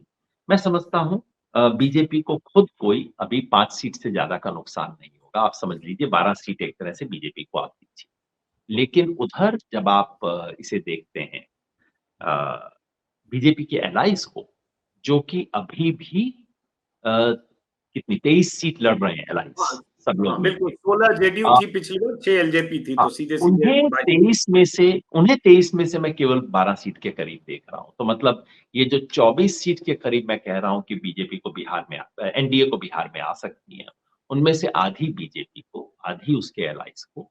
तो मतलब बीजेपी का 15 नुकसान लॉस सिर्फ एनडीए 5। का अगर देखें तो 15 लॉस है, क्योंकि 40 में से 39 एनडीए ने जीती थी, तो लगभग 15 जी। लॉस है बिहार तो में। एलाइज को 10 सीट का लॉस हुआ और बीजेपी को केवल 5 सीट का लॉस हुआ। हम्म, ऐसा एक ब्रॉड पिक्चर आती है आपके पास बिहार की। बिहार की। अब हम आगे बढ़ते हैं। काउंटर क्वेश्चन इसलिए नहीं कर रहे हैं क्योंकि बहुत राज्य है और वक्त कम है। अब उसके बाद हम आते हैं सर महाराष्ट्र। महाराष्ट्र को लेकर बहुत बातें लगातार होती रही है, बहुत उठापटक, सियासी उठापटक, और महाराष्ट्र में बीजेपी को बहुत उम्मीद है कि किसी ढंग से रिटेन करें। पिछली बार महाराष्ट्र में अगर देखें तो 18 सेना उद्धव की और 23 बीजेपी को मिली थी। तो महाराष्ट्र क्या देखते हैं आप योगेंद्र जी? 41 पे जो एनडीए था, जमा 1 कर लीजिए तो 42 भी आप कह सकते हैं। मुझे कम से कम 20 सीट का नुकसान दिख रहा है यहाँ पे एनडीए को। और फिर बिहार की तरह यहाँ भी बीजेपी को नुकसान कम है। बीजेपी को मैं समझता हूँ कि कोई 5-1 सीट का नुकसान है। लेकिन बीजेपी के एलाइज को, दोनों ही एलाइज को बहुत भारी नुकसान देख रहा हूँ यहाँ। वो तो मतलब 4-5 सीट ले आए तो गनीमत है। शिंदे ने हालांकि आखिरी दौर में काफी हाथ पांव मारे हैं, लेकिन दोनों को, अजीत पवार की नेशनलिस्ट कांग्रेस पार्टी कोई नेशनलिस्ट कांग्रेस पार्टी के रूप में स्वीकार नहीं हुई है, और शिंदे की जो शिवसेना है वो भी एक शिवसेना के रूप में स्वीकार नहीं हो पाई है। तो कुल मिला के एनडीए को 20 सीट का नुकसान, जिसमें से 15 का नुकसान एलाइज को और केवल 5 का नुकसान बीजेपी। बीजेपी को आप 17 दे रहे हैं आकलन, जो 23 है, मतलब 5 लॉस बीजेपी को। ठीक है, अब महाराष्ट्र से हम आगे बढ़ते हैं, और उसमें आप इंडिया पार्टनर को कितना दे रहे हैं, मतलब इंडिया गठबंधन इंक्लूडिंग कांग्रेस? इंडिया गठबंधन को मुश्किल, सॉरी, इंडिया गठबंधन को जाहिर है कोई महाराष्ट्र में 1-2 सीट बाहर भी जा सकती हैं। तो मतलब एक तरफ राजू शेट्टी लड़ रहे हैं, एक तरफ एक सीट में एक इंडिपेंडेंट उम्मीदवार की बात भी हो सकती है। तो इसलिए इंडिया गठबंधन को मैं समझता हूँ कम से कम 26 सीट के करीब आ रहे हैं। जी। तो उसके बाद आमतौर पर आधो-आध की बात हो रही थी। मेरे ख्याल से आधे से ज्यादा इंडिया गठबंधन के पास आएंगी और आधे से कम एनडीए के पास। जी। पश्चिम बंगाल, ममता बनर्जी का गढ़, 18 सीटें पिछली बार बीजेपी ने जीती 2 से सीधे 18 हुई, अपने आप में वही बड़ी बात है। बीजेपी को लगता है सीट बढ़ सकती है। प्रशांत किशोर भी उड़ीसा और पश्चिम बंगाल को लेकर कह चुके हैं सीट बढ़ सकती है, और भी कुछ लोगों का मानना है। तो पश्चिम बंगाल, ये जो आखिरी दौर की 9 सीटें हैं तो सारी की सारी तृणमूल का गढ़ है, तो इसमें अगर बीजेपी 1 सीट भी ले आए तो बहुत बड़ी अचीवमेंट बीजेपी के लिए होगी। और ये आज से नहीं, तृणमूल कांग्रेस 2009 से सीटें जीतती आ रही है। रही बात कुल मिला के बंगाल में, ये बात सही है कि उन्होंने बहुत बड़े दावे बीजेपी ने किए हैं। बीजेपी की बहुत बड़ी उम्मीद है, 24-25 सीट तक मिलने के दावे हैं। उधर टीएमसी के लोग कहते हैं 12 से अधिक तो नहीं जाने। मेरा अपना अनुमान ये है कि बीजेपी को जो 18 सीट मिली, मुख्यतः पिछली बार उत्तर बंगाल से और पश्चिम बंगाल का जो पश्चिमी अंचल है, जंगल महल के नजदीक का, वहां से मिली। यहाँ पे बीजेपी को दरअसल अपनी पुरानी सीटों में नुकसान हो सकता है। 2-2 सीट इन दोनों इलाकों से बीजेपी की गिर सकती है। लेकिन जो तृणमूल कांग्रेस का कोर एरिया है, वहां बीजेपी रिकवर कुछ कर सकती है। तो कुल मिला के इस वक्त मैं कहूँगा स्टेटस को, मतलब जो पिछली बार थी बिल्कुल वही की वही रहेगी, सब कुछ खींचतान करने के बाद। मतलब बीजेपी की सीट बढ़ते हुए मैं नहीं देख पा रहा हूँ बंगाल में, जो अभी तक की सूचना है उसके आधार। हाँ, उतना ही अहम है कि घटती हुई भी नहीं दिख रही है। जी, घटती हुई, और ये भी बीजेपी के लिए उपलब्धि है बहुत बड़ी, क्योंकि विधानसभा चुनाव के बाद तो लग रहा था कि बीजेपी 8 सीट नहीं ले पाएगी बंगाल में। मैं तो शुरू में मानता था कि बीजेपी को 10 सीट का नुकसान इस राज्य में होगा। तो जो सारी रिकवरी जिसकी बात हो रही है, वो रिकवरी ये है कि विधानसभा से वापस आके बीजेपी वहीं 18 के करीब आ जाएगी, ऐसा मेरा अनुमान। अब आते हैं राजस्थान पर। राजस्थान को लेकर भी बहुत अनुमान है। जिस ढंग से वोटिंग परसेंटेज में फर्क आया पिछली बार की तुलना में, जिस ढंग से कहा गया, लोगों ने कहा 7, 8, 6, 10 अलग अलग नंबर हैं, इतनी सीटों पर बहुत क्लोज फाइट है। खास बात यह भी कि राजस्थान में करीब करीब 1 दर्जन से ज्यादा सीटें हैं, जहां 3 से 5 लाख का फासला था। 15-17 सीटें हैं कुल मिलाकर, देखिए 2 लाख, 3 लाख, 5 लाख, 4 लाख का मार्जिन था। वहां उस राजस्थान में अगर से 6, 7, 8 का आकलन है, ये बहुत सारा चल रहा है। तो राजस्थान आप कैसे देखते हैं? 25 में 25 पिछली बार बीजेपी, मतलब एक हनुमान बेनीवाल की पार्टी नागौर, तो 25 में 25 ही मानिए पिछली बार। इस बार जी, फाइट तो कम से कम 12-15 सीटों पर हुआ है। बाकी 10 तो सीधे बीजेपी के लिए हमेशा सिक्योर थी, और मैं समझता हूं कि ऐसे में कोई 8 सीट बीजेपी से छीनी जा सकती है इंडिया गठबंधन के द्वारा, जिसमें से 2 या 3 एलाइज को जाएंगी, 3 भी हो सकती है, 2 भी हो सकती है, और कम से कम 6 सीट कांग्रेस अपने दम पे जीत रही है। तो 8 सीट कुल मिला के इंडिया गठबंधन को मैं आज भी मानता हूं वो राजस्थान में आ रही है, जो कि फिर बीजेपी मतलब आगे ही है। ये आंकड़ा आने के बाद भी। तो मैं तो केवल इतना कह रहा हूं कि बीजेपी को उस तरह की अ असाधारण सफलता नहीं मिल रही है, जैसी कि उसे पिछली 2 बार से मिली थी। याद रखिए कि अगर हम विधानसभा चुनाव परिणाम के हिसाब से देखें, तो ऑपोजिशन को 11 सीट आनी चाहिए। जिस विधानसभा चुनाव में ऑपोजिशन हारा है अभी कुछ महीने पहले, उस 3 आंकड़ों दिसंबर के 2006। हिसाब से भी 11 सीट उसको आनी चाहिए थी। तो मैं तो कह रहा हूँ कि उससे शायद थोड़ा कम ही आएँगे ऑपोजिशन को, तो बहुत कंजर्वेटिव सा एस्टीमेट है 8 सीट का। अब आते हैं सर, हम दिल्ली, उड़ीसा, जिन राज्यों में माना जाता है कि बीजेपी को गेन हो रहा है, हो सकता है, जो ये आकलन, कयास, प्रेडिक्शन, विश्लेषण जो भी कहें, उसमें उड़ीसा भी है। 21 सीटें हैं, 8 बीजेपी के पास है। वो गेन माना जा रहा है, बहुत सारे लोग ऐसा मानते हैं। तो उड़ीसा ये जहां इसको आज आखिरी दौर में चुनाव हो रहा है, कोस्टल उड़ीसा है जो बीजेपी का गढ़ रहा है। बीजेपी इसमें सेंध लगाना चाहती है और अंतिम दौर वही है जहां प्रधानमंत्री प्रचार करके इसमें सेंध लगाने का प्रयास करते रहे। अ, उड़ीसा के बारे में जितनी खबर आ रही है हर दौर के बाद, वो बीजेपी को पिछले से कुछ ऊपर ही दिखाती जा रही है। तो मेरी शुरू में मैंने सोचा था बीजेपी 21 में से 8 पे तो बैठी हुई है और कितना बढ़ा लेगी। लेकिन और पहले मैंने कहा कि चलिए 8 से 10 हो सकता है। लेकिन आज की तारीख में मुझे हैरानी नहीं होगी अगर बीजेपी 14 सीट ले जाए। जिसका मतलब अच्छा, ये नहीं है कि विधानसभा में बीजेपी हार रही है। इसे टिकट स्प्लिटिंग कहते हैं ना, वही ऊपर वोट कहीं और नीचे वोट कहीं। कुछ वैसा हो रहा है, तो मेरा अनुमान है कि विधानसभा में नवीन पटनायक की बीजेडी धड़ल्ले से जीत के आएगी। लेकिन लोकसभा में बीजेपी बहुत तेजी से आगे बढ़ रही है। 14 सीट आ जाए तो मुझे हैरानी नहीं होगी। कांग्रेस के ये पास 1 ही थी, वो खास बढ़ने की गुंजाइश नहीं है। तो बची हुई 6 सीटें बीजेपी को। हाँ, तो उड़ीसा में इसका मतलब बीजेपी को काफ़ी फ़ायदा दिख रहा है। चलिए, जी, उसके बिल्कुल बाद फायदा। हम आते हैं हरियाणा और दिल्ली। हरियाणा आपका स्टेट, जहाँ 10 की 10 बीजेपी जीत गई थी पिछली बार। उसके बाद दिल्ली पर बात करते हैं। हरियाणा, मैंने योगेन पिछली जी। बार भी आपको कहा था कि हरियाणा एक राज्य है जहाँ मुझे तो बीजेपी के खिलाफ एक तरह की हवा चलती हुई दिखाई दे रही है। और उन चंद राज्यों में से है जहाँ ऑपोज़िशन का दबदबा है। जैसे हमने महाराष्ट्र में देखा ऑपोज़िशन को ज़्यादा सीट, बीजेपी एनडीए को कम। हरियाणा भी एक ऐसा ही राज्य हो सकता है, ऐसा मेरा अनुमान रहा है। लेकिन to be on the safer side और जो कुछ सूचना आई है, मेरे को तो एक स्टेज पे लग रहा था कि 6 से भी पार जा रही है कांग्रेस। और आज भी मैं उससे इनकार नहीं करता क्योंकि किसानों का गुस्सा है और दलित समुदाय वापस कांग्रेस के पास आया है। तो बीजेपी का जो खेल था, इसे केवल जाट बनाम गैर जाट बना देने का, वो सफल नहीं हुआ है। इसलिए लेकिन पिछली बार मार्जिन बहुत ज़्यादा 30-30% के मार्जिन थे। रोहतक को छोड़ के हर सीट इन्होंने 3 लाख से ज़्यादा मार्जिन से जीती हुई, 2 लाख से ज़्यादा मार्जिन। तो इसलिए मैं कहता हूँ to be on the safer side 5 seat 5-5 बटेगी। हालाँकि तो एनडीए का आज 5 भी वहाँ 5 दावा है आप कि वो बीजेपी देख रहे हैं हरियाणा में और 5 बीजेपी देख रहे हैं, सही बोल रहा हूँ? मतलब 10 में जी, 5 जी। बीजेपी। जी, 5 बीजेपी और 5 ऑपोज़िशन। ऑपोज़िशन का मतलब कांग्रेस ही है, आम आदमी पार्टी सिर्फ़ एक कुरुक्षेत्र में चुनाव लड़ रही है। हुँ। तो 5-5 की मैं बात देख रहा हूँ, लेकिन 5 का 7 होते कोई देर नहीं लगती है। मेरे विचार से अगर आप मेरा गट सेंस पूछें, तो मैं 6-7 ही कहूँगा।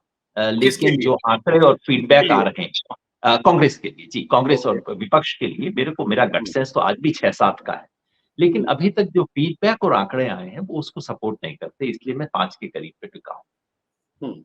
अब दिल्ली, देश की राजधानी, आम आदमी पार्टी की सरकार, 67 सीटें, 62 सीटें, ज़बरदस्त कामयाबी और उसके बाद इसके बीच बहुत नाटकीय घटनाक्रम हुआ। सिसोदिया जेल में, संजय सिंह जेल में रह के आए 6 महीने, अरविंद केजरीवाल जेल में रहकर ज़मानत पर हैं, प्रचार कर रहे हैं। तमाम नाटकीय घटनाक्रम के बीच आज दिल्ली को कैसे देखते हैं आप? अ, आम आदमी पार्टी और कांग्रेस का गठबंधन बनने के बाद जितनी संभावना बनी थी, उस संभावना को शायद पूरा रियलाइज़ नहीं कर पाए हैं। एक स्टेज पे तो लग रहा था कि आराम से 4 सीट निकाल सकती है आम आदमी पार्टी और कांग्रेस। लेकिन हुँ, आज की तारीख में मैं 2 से ज़्यादा नहीं देख पा रहा हूँ। शायद 1 कोई कांग्रेस की और 1 आम आदमी पार्टी। उतना अच्छा चुनाव दिल्ली में नहीं लड़ पाए हैं, जितनी कि उन्हें लड़ना चाहिए था, जितनी की एक संभावना थी, जितना अरविंद केजरीवाल के जेल से निकलने के बाद अगले दिन दिखाई देता था, जितना कन्हैया कुमार की दावेदारी के बाद दिखाई देता था, वैसी शायद नहीं कर पाई है। तो कुल मिला के एडवांटेज यहाँ भी बीजेपी को है। अच्छा, ऐसा क्यों हुआ? अगर आप कह रहे हैं कि जैसा लड़ना चाहिए था वैसा नहीं लड़ पाए, एक ऐसा तो क्यों हुआ? आम आदमी पार्टी को जिस तरह का एक जो इलेक्शन का उनका जो रथ था, अरविंद केजरीवाल के बाहर निकलने के बाद जो शुरू होता था, वो कहीं न कहीं उस सारी कंट्रोवर्सी की वजह से रथ वो फँस गया। बहुत ख़ास तौर पे उन दिनों में पार्टी ज़्यादा इस सब चक्कर में फँसी थी बजाए कि प्रचार करने में। अब ये दूसरा स्वाति मालीवाल वगैरह वाला जो कंट्रोवर्सी ये जो हुआ, वो सब बात कंट्रोवर्सी हुआ जी, बाकायदा उसके कारण। दूसरा और दिल्ली ऐसा प्रदेश है जहाँ टेलीविज़न, खबरों और इन सब का ज़्यादा असर पड़ता है दूसरे इलाकों से। दूसरा ये भी है कि जमीन पर आम आदमी पार्टी और कांग्रेस का कोऑर्डिनेशन कितना अच्छा हो पाया, उसकी खबर मेरे को पूरी नहीं है। खबर ये थी कि कई नेता आम आदमी, क्योंकि देखिए दिल्ली में संगठन और आधार और पकड़ तो आम आदमी पार्टी की है। कांग्रेस के पास हवा है, लेकिन नीचे संगठन नहीं। हम्म, तो कांग्रेस के आने का फ़ायदा तब होता अगर कांग्रेस की हवा और आम आदमी पार्टी का संगठन दोनों मिल के काम करते। वैसा शायद हो नहीं पाया। वो रिपोर्ट मुझे दिल्ली से मिल नहीं रही है कि दोनों के कि आम आदमी पार्टी का संगठन जुटकर कांग्रेस को जुड़वाने के लिए जिताने के लिए लग गया। तो अंततः कांग्रेस ने अपने ही जैसा भी सांगठनिक आधार था, उनके अध्यक्ष उनको कुछ हफ्ता पहले छोड़ के चले गए। उसके बाद चुनाव लड़ा, इसलिए इस संभावना को पूरा रियलाइज़ नहीं किया जा सका। छोटा सा सवाल, वैसे अगर देखें 2019 में तो बीजेपी को 56% लगभग 56 साढ़े 56% वोट आए थे। आम आदमी पार्टी कांग्रेस को जोड़ भी दे तो लगभग 40%। तो वोटों का फासला भी बहुत था अगर पिछले लोकसभा चुनाव को। फासला उतना ज़्यादा नहीं था जितना गुजरात में, जितना राजस्थान में, जितना हरियाणा में। तो अगर हरियाणा में पलट सकता है, तो दिल्ली में भी पलट सकता था और दिल्ली में तो आम आदमी पार्टी को उन्हीं लोगों को मनाना था जिन्होंने विधानसभा में आम आदमी पार्टी को वोट दिया था। उन्हीं को मनाना था कि भैया लोकसभा में भी दे दो। लेकिन कई वजह से शायद वो काम हो नहीं पाया। हम्म, तो इसी में आखिरी कि क्या इसमें ये जो 2 सीट है कुछ आकलन अंदाजा है कि कौन सी 2 सीट है जहां बीजेपी लूज कर सकती है?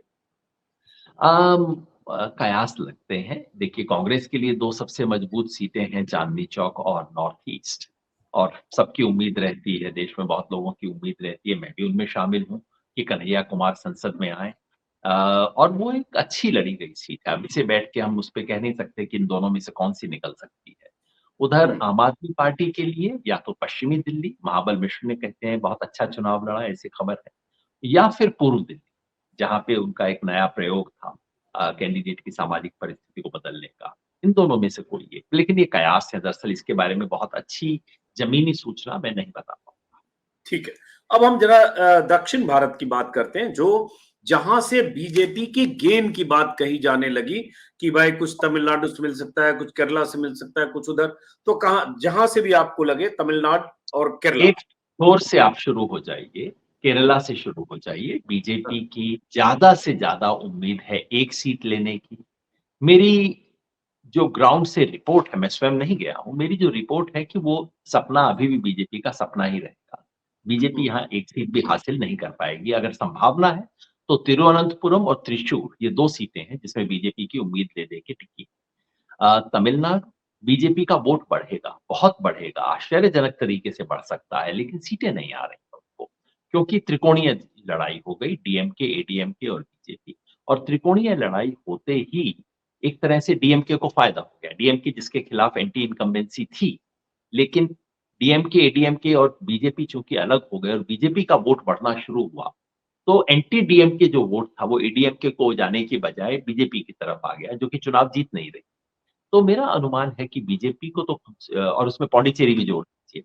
तो कुल मिला के यहाँ बीजेपी को कोई 1 सीट आ सकता है। बीजेपी के सहयोगियों को 2 सीट ज़रूर आ सकता है। लेकिन वहाँ एडीएमके जो बीजेपी की सहयोगी नहीं है, उसको 4-5 सीट आ सकती हैं। लेकिन मुख्यतः डीएमके और उसका जो गठबंधन है, वो कोई 32-33 सीट ज़रूर लेके आएगा, जो कि उन्होंने पिछली बार किया था। तो ये एक तरफ़ा चुनाव है। बीजेपी को गेंस यहाँ बहुत कम। अब आ जाइए अब आंध्र प्रदेश। आंध्र प्रदेश में बहुत बड़ा उलटफेर हो सकता है। सभी खबर कह रही हैं कि वहाँ तेलुगु देशम ने बहुत अच्छा परफ़ॉर्म किया है। तेलुगु देशम जननायक पार्टी और बीजेपी का वहाँ गठजोड़ था और तेलुगु देशम यदि मेजॉरिटी ला रही है असेंबली में और पार्लियामेंट में भी कम से कम 15 सीट के करीब ये लोग लेके आएँगे, तो उसमें लगे हाथ बीजेपी को भी फ़ायदा होगा। बीजेपी को 2 या 3 सीट मिल सकती हैं। हालाँकि बीजेपी का जनाधार बहुत ही कमज़ोर रहा है वहाँ पे, लेकिन इस चीज़ के कारण बीजेपी को कुछ सीट मिल सकती हैं। तो आज की तारीख में मैं कहूँगा आप 13 एक सीट दे दीजिए, टीडीपी को 2 सीट दे दीजिए, बीजेपी को 15 सीट और कांग्रेस को वहाँ कुछ आने का सवाल ही नहीं होता है, तो बाकी सीटें जाती हैं जो वाईएसआरसीपी पार्टी है वहाँ। तेलंगाना आ जाइए, तेलंगाना में बीजेपी के पास ऑलरेडी 4 सीटें हैं, लेकिन वहाँ चुनाव बिल्कुल सीधे-सीधे इस बार बीजेपी वर्सेस कांग्रेस हो गया। बीआरएस जो कि सबसे बड़ी पार्टी पिछले चुनाव में थी, वो लगभग खत्म हो गई एकदम अचानक। उसका मुस्लिम वोट चला गया कांग्रेस की तरफ, उसका जो BC vote, Hindu backward caste vote, उसका एक बड़ा हिस्सा बीजेपी की तरफ गया, जिसकी वजह से बीजेपी अपनी सीट बढ़ाएगी। तो कांग्रेस भी सीट बढ़ाएगी, बीजेपी भी सीट बढ़ाएगी। दोनों को मैं समझता हूँ आप कह लीजिए 8-8 सीट अगर आप देखते हैं, 1 सीट तो वहाँ एमआईएम को हमेशा आती ही है। तो इस तरह से बीजेपी को 4 सीट का फ़ायदा। अब आप इन सब फ़ायदों को जोड़ दीजिए। केरला, कर्नाटका केरला, तमिलनाडु, तेलंगाना और ये आंध्र प्रदेश आंध्र और उसमें प्रदेश। साथ में उड़ीसा का फ़ायदा और जोड़ दीजिए। ये कुल मिला के हो जाता है कोई 14 सीट के करीब का फ़ायदा। अब आप आ जाइए कर्नाटका। हम्म, कर्नाटका में ये सारा 14 सीट का हिसाब बराबर हो जाएगा। कर्नाटका में बीजेपी को पिछली बार 25 सीट थी, एक उनकी सहयोगी इंडिपेंडेंट थी 26 थी और एक साथ में जेडीएस की उनके साथ है तो 27। तो वहाँ सब कम से कम बीजेपी को ही आप पकड़ें 26, तो उस 26 से सीधी बीजेपी मुझे तो 12 पे आती नज़र दिखाई। क्योंकि इस बार वो जो बीजेपी को आम तौर पे लोकसभा में बेहतर परफॉर्मेंस मिलता था, वैसा नहीं था। पहले दौर में फिर भी बीजेपी ने कुछ अच्छा परफॉर्म किया, लेकिन दूसरा दौर जो कि प्रज्वल रेवन्ना कांड के बाद हुआ, उस इलाके में हुआ जहाँ कांग्रेस ने विधानसभा में ऑलरेडी बहुत अच्छा परफॉर्म किया था। इसलिए मुझे लग रहा है कि कुल मिला के कर्नाटका में बीजेपी कोई मतलब उनके सहयोगी जेडीएस को तो 1 सीट ही शायद आएगी और जो बीजेपी के और कांग्रेस को 16 सीट तक आ सकती है, जो बहुत बड़ी सफलता होगी कांग्रेस के लिए। तो इस बार पासा पलटा है। मोटी बात ये है कि बीजेपी को जितना भी केरला से उड़ीसा तक गेन्स हुए थे, वो सब के सब आके कर्नाटका में धुल जाएँ। इसलिए मैं मोटी बात कहता हूँ, अगर आपको इस चुनाव का परिणाम समझना है, तो एक क्षण बीजेपी को क्या फ़ायदे नुकसान होंगे ये देखना है बीजेपी के। तो आप एक क्षण के लिए पूरे दक्षिण भारत को भूल जाइए, क्योंकि वहाँ नफ़े नुकसान बराबर हो जाएँ। पूरे ईस्ट भारत को भूल जाइए, वहाँ भी नफ़े नुकसान बराबर हो जाएँ।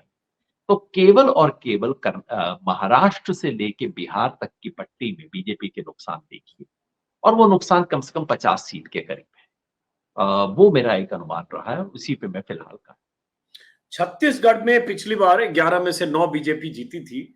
मुझे लगता है आप छत्तीसगढ़ में कोई खास बदलाव नहीं देख रहे हैं। खास बदलाव नहीं हो पा रहा है क्योंकि वहाँ विधानसभा चुनाव में अप्रत्याशित हार के बाद कांग्रेस उठ नहीं पा रही है। संभावना है थी कांग्रेस के पास लेकिन छत्तीसगढ़ में कोई बड़ा बदलाव मुझे दिखाई नहीं देता। इसी तरह से यदि पड़ोस में मध्य प्रदेश में आ जाएँ, मध्य हुँ, प्रदेश में बीजेपी के पास 29 में से 28 थी। अगर विधानसभा चुनाव में जिसमें बीजेपी की बहुत बड़ी हासिल सफलता मिली और कांग्रेस को बहुत बड़ी पराजय मिली, उसके हिसाब से भी देखें तो कांग्रेस को 5 सीट आती और बीजेपी को 24 आती। मोटे तौर पे आंकड़ा वहीं कहीं पे टिकेगा ऐसा मेरा अनुमान है। हालाँकि कांग्रेस ने कोई 8-10 सीट बहुत अच्छे से लड़ी है। एक वो इलाका है जहाँ भिंड, मुरैना और राजगढ़ का इलाका है। दूसरा अपना झाबुआ और झाबुआ, रतलाम उसके नज़दीक का आदिवासी बेल्ट हुआ। तीसरा मंडला, शहडोल के मंडला के नज़दीक का और ये अपना अ, ये कमलनाथ जी की जो सीट है, छिंदवाड़ा। छिंदवाड़ा का इलाका है और चौथा रीवा और सिद्धी का इलाका। इन सब में 1-1, 2-2 सीट आ सकती है, तो कांग्रेस को 4-5 सीट आ सकती है, ऐसा मेरा अनुमान है। अब आखिरी गुजरात, क्योंकि गुजरात से ही मोदी जी चले और पिछली बार अगर देखें तो गुजरात की सारी सीटें बीजेपी ने जीत ली थी। तो गुजरात में क्या बदलाव देखते हैं आप 26 में? देखिए, जिस अंडर करंट की मैं बात कर रहा हूँ, वो गुजरात में भी है, वो बिहार में भी है, वो छत्तीसगढ़ में भी है, वो झारखंड में भी है, जिसकी हमने चर्चा नहीं की। सब तरफ अंडर हाँ, करंट है। झारखंड में, सॉरी। लेकिन गुजरात में मार्जिन इतना ज़्यादा है कि वहाँ अभी उम्मीद नहीं करनी चाहिए बहुत बदलाव की। फिर भी मैं समझता हूँ, कांग्रेस ने कोई 7-8 जगह पे बहुत अच्छा चुनाव लड़ा है। चाहे आणंद हो, चाहे बनासकांठा हो, चाहे अ, भरूच हो, जहाँ आम आदमी पार्टी के साथ गठबंधन है, जूनागढ़ हो, कई सीटें हैं। मुझे अभी भी लगता है कि 2-3 सीट विपक्ष निकाल सकता है। पहली बार ऐसा होगा कि टोटल पूरी 26 सीट डूबने की बजाय 2-3 बुर्ज बाहर निकलते हुए दिखाई देने शुरू हो जाएँगे, 2-3 सीट आएँगी।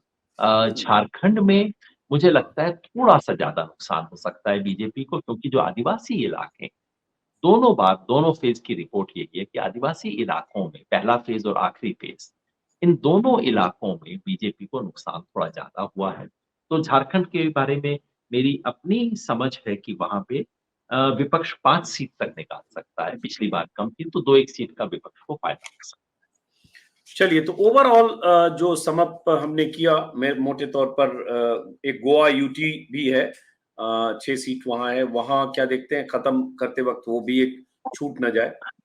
पिछली बार 1-1 था, और उससे बहुत ज़्यादा बदलाव पंजाब दिखाई दे चंडीगढ़ भी है, जी। जी, पंजाब में देखिए पंजाब में बीजेपी की 2 सीट है और बीजेपी के लिए वो 2 सीट बचा के रखना बहुत कठिन है। हुँ, क्योंकि वो 2 सीट आती थी, अंत में कहीं न कहीं सिख वोट की मदद से जो कि अकाली दल अरेंज किया करता था, वो है नहीं, तो गुरदासपुर, होशियारपुर दोनों बचाना कठिन है। एक ही बचा पाएगी, बीजेपी की उम्मीद थी कि वो कहीं दूसरे शहरों में सीटों पे बदलाव करेगी, वो भी होता दिखाई नहीं दे रहा। खेल कुल मिला के कांग्रेस और आम आदमी पार्टी में ही है, जिसमें इस वक़्त मैं समझता हूँ कांग्रेस का थोड़ा-सा अपर हैंड हो सकता है, लेकिन कुल मिला के ये दोनों ही सीट बाँटेंगे। एक आधी सीट इंडिपेंडेंट को वहाँ जा सकती है। वहाँ खडूर साहब में वो एक अ, जो खालिस्तानी समर्थक इंद्रपाल सिंह शायद नाम है। हुँ। वो चुनाव लड़ रहे हैं, सिमरजीत सिंह मान चुनाव लड़ रहे हैं संगरूर में, तो एक आधी सीट या फिर अकाली दल भी है। तो एक सीट समझ लीजिए उन्हें जाएगी, बाकी सीटें कांग्रेस और आम आदमी पार्टी पे मोटे तौर पे डिवाइड। गोवा और यूटी 6 सीटें हैं। जी, माने चंडीगढ़ में कांग्रेस की स्थिति थोड़ा बेहतर दिखाई दे रही है और गोवा में जो पिछली बार 1-1 का डिवीज़न हुआ था, वैसा ही कुछ दिखाई दे रहा है, उससे बहुत बदलाव दिखाई नहीं दे रहा। तो कुल मिला के यदि आप इस सब को जोड़ लें तो कांग्रेस का ये बीजेपी का आंकड़ा जो मेरी दिलचस्पी का विषय रहा है और जो कि इस देश का सबसे बड़ा राजनैतिक सवाल है, इन सबको अगर आप जोड़ लेंगे तो मेरी मेरे शीट में जो मेरे सामने है, उसमें बीजेपी का आंकड़ा 250 दिखाई देता है। जो मैंने रेंज दी थी ना 240 से 260 उसके मिडल में 250 के करीब दिखाई देता है। हुँ, बीजेपी के एलाइज़ कोई 40 के करीब दिखाई दे रहे हैं यहाँ पे, मैंने रेंज दी 35 से 45 की। कांग्रेस यहाँ इस लिस्ट में मुझे 96 पे दिखाई दे रही, वही 85 से 100 के बीच में कहीं। विपक्ष 126 कांग्रेस के सहयोगी कोई 126 इस सूची में दिख रहे हैं। तो वही जो 125 से 120 से 135 की मैंने रेंज दी थी उसके बीच में और अन्य जो हैं ये 31 के करीब दिखाई दे रहा है। मगर हुँ। देखिए इन आंकड़ों को आप बिल्कुल प्रिसाइज़ आंकड़े मत मानिए, ये बहुत ही स्पूरियस प्रिसिशन कई बार हो जाता है क्योंकि आपके सामने एक्सेल शीट है, आपको कुछ ना कुछ तो डालना होता है और वो एक्सेल शीट तमाम से आपको एक द आंकड़े दे देती है। अ, सवाल सिर्फ मोटे ट्रेंड और रुझान का है। मैं समझता हूँ मोटी बातें ये कह सकते हैं पहला, ये चुनाव 2014 और 19 जैसा चुनाव कतई नहीं, वैसा परिणाम नहीं आएगा। दूसरा, इस चुनाव में राज्यवार बहुत कुछ बदला है। कई राज्यों की समीकरणें पहली बार महत्वपूर्ण बनी। राज्य के अपने-अपने परिणाम आए। तीसरी बात, लेकिन इस सब के बावजूद देश की एक पट्टी जहां बीजेपी को लगभग सब तरफ वोटों का फायदा होगा, केरला से लेके उड़ीसा तक। मैं बंगाल को उसमें शामिल नहीं मानता। बीजेपी को वोट बढ़ेंगे लेकिन बहुत सीट नहीं बढ़ेंगी। इसके बाकी जो पूरा देश है, जहां बीजेपी ने पिछली बार एक तरफा जबरदस्त बम्पर सफलता हासिल की, वहां सब इलाकों में बीजेपी का वोट गिरेगा और अधिकांश जगह पे बीजेपी को सीट का नुकसान भी होगा। ये एक मोटी तस्वीर है। बाकी एग्ज़ैक्ट आंकड़े तो अब बस कुछ ही घंटों की बात होगी, एग्ज़िट पोल आ जाएँगे। मेरी उम्मीद है हालाँकि एग्ज़िट पोल इतने एग्ज़ैक्ट बने नहीं है देश में, लेकिन मेरी उम्मीद है कि कम से कम मुझसे ज़्यादा एग्ज़ैक्ट तो वो होंगे। चलिए आखिरी 2 सवाल। एक तो योगेन जी, चूँकि आपने हमारे साथ भी 7 दौर में लगातार हर बार अपना आकलन, विश्लेषण राज्यवार भी किया और भी जगह आपने बातें की, लिखा भी आपने द प्रिंट में।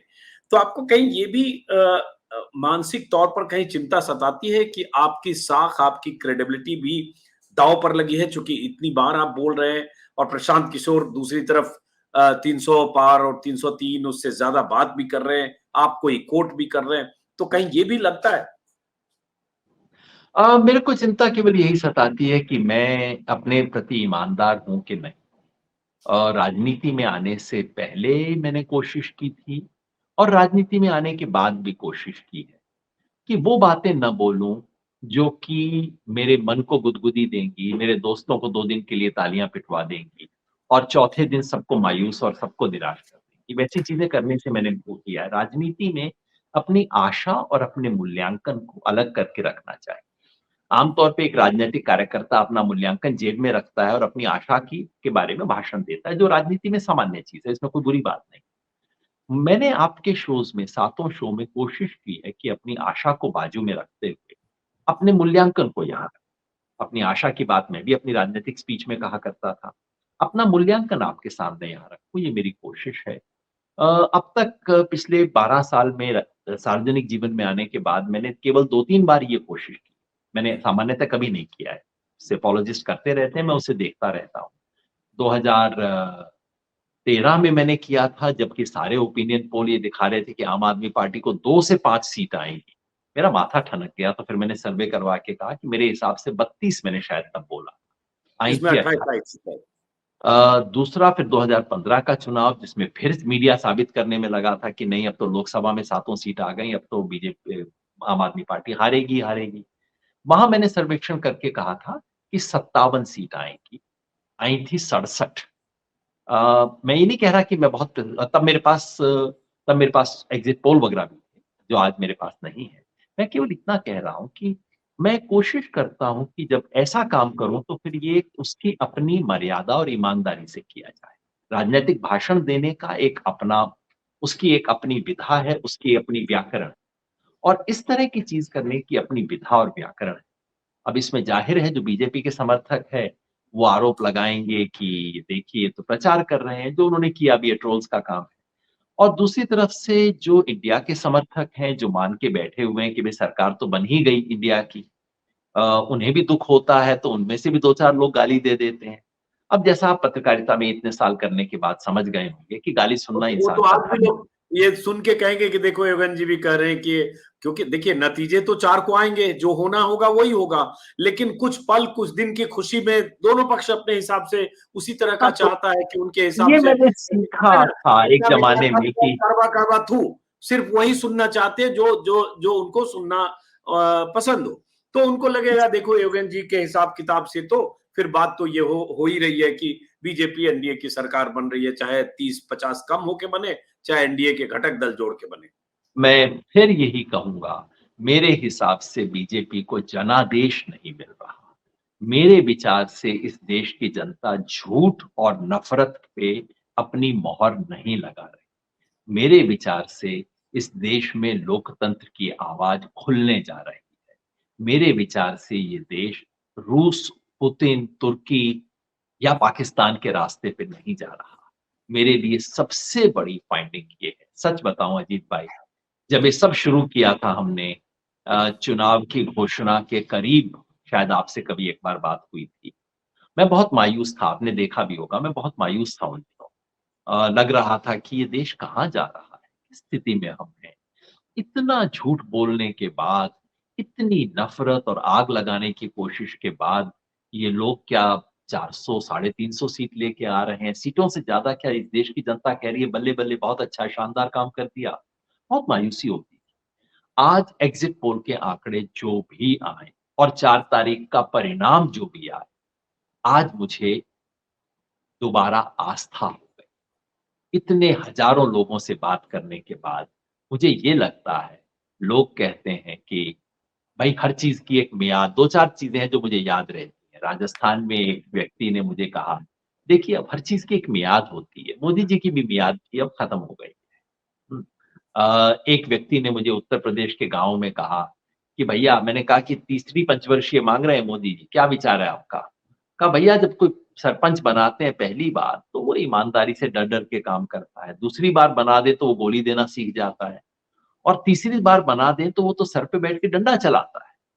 ये बात मुझे भूलती नहीं, ये मुझे विश्वास देती है, ये बात मुझे हिम्मत देती है।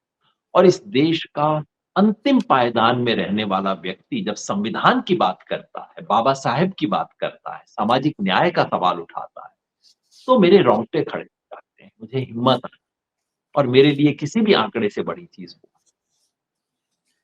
मैं आखिरी बात कर रहा हूँ, थोड़ा आपको तल्ख लगेगा लेकिन मुझे लगता है एक पत्रकार के नाते कि जैसे आपने कहा ना कि जनादेश नहीं होगा अगर बीजेपी को 250 सीटें आती है।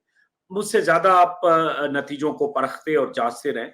फिर अगर आप देखेंगे 84 में आखिरी बार राजीव गांधी को 400 पार के नंबर के साथ आपार बहुमत वाली सरकार बनी। उसके बाद की सरकारों को देखें, चाहे 89 देखें, 91 में तो कैसे जोड़ तोड़ झारखंड मोर्चा कांड वो सब आपने देखा, 96, 98, 99, 2004 में कांग्रेस को कितनी सीटें थी, 2009 में 206 सीटें। तो ये बीच का जो पैच है, हर पैच में जिस पार्टी ने सरकार बनाई, नेतृत्व किया, और 200 के आसपास जैसी स्थिति पर रही सरकार, 91 में थोड़ी ज्यादा थी। तो उस हिसाब से तो अगर 250 भी है तो भाई सीट तो 50 कम हो गई। हम उसको, जैसे इस ग्लास को योगेंद्र जी आधा भरा और आधा खाली देखें। बीजेपी के लोग कहेंगे कि भाई हम 10 साल बाद भी, इतनी ताकत लगाने के बाद भी अगर हम 250 आ गए तो आ तो गए सरकार में, इसलिए शुरू में मैंने कहा जो जीता वो सिकंदर। दूसरी तरफ ये होगा कि भाई उनका आधा खाली है, उनकी 50-60 सीटें कम हो गई, तो वो खुश इसमें अजीत हो भाई, सकते हैं। आपके गिलास का ही उदाहरण लें, तो अगर ये गिलास खाली था और आप प्यास से मर रहे थे और गिलास आधा भर गया, तो आपको लगेगा अरे पानी आ गया इस गिलास में। और अगर ये गिलास भरा हुआ था और आप सोच रहे थे कि मैं पी लूं, और मुड़े और देखा कि गिलास आधा हो गया, क्या हो गया ये, है ना? तो जनादेश भी ऐसी चीज होती है। जनादेश हवा में नहीं होता। जनादेश उस संदर्भ से निकलता है जिस संदर्भ में सब कुछ शुरू हुआ।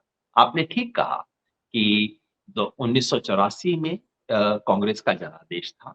उस लिहाज से 2014 में और 2019 में बीजेपी का और मोदी जी का जनादेश था। मैंने साफ लिखा भी था 2019 के बाद अपने दोस्तों के लिए, ये मत कहिए कि मैं जनादेश नहीं है। सच बात है कि इस देश की जनता ने वोट दिया, इस बात को स्वीकार कीजिए, बुरी हो अच्छी हो, हमें स्वीकार करना चाहिए।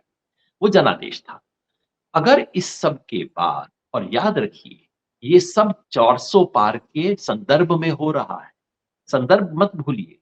400 पार का दावा पूरे देश का मीडिया कतारबद्ध होके इनके पीछे लगा है। पिछले दिनों में तो शायद 70 मोदी जी ने इंटरव्यू तो किए कह होंगे। दिया कि हमने ऐसे ही उनको फंसा दिया। हमने एक ऐसी बात कह दी कि वो पूरी लड़ाई ये लड़ रहे हैं कि इनको 400 होगा कि नहीं, 400, उन्होंने तो शायद मजे ले लिए एक इंटरव्यू में। पूरी बात तब हो जाती अगर वो जी। कहते कि हमने ऑपोजिशन को फंसा दिया और तुम मीडिया वालों को भी लाइन में लगा दिया, और देखो ना, चुनाव से 2 दिन पहले 2 इलेक्शन कमिश्नर भी बदल दिए, वो भी सेटिंग ठीक कर ली। और पैसे की बात तो टीवी पे करते नहीं है साहब, वो करें।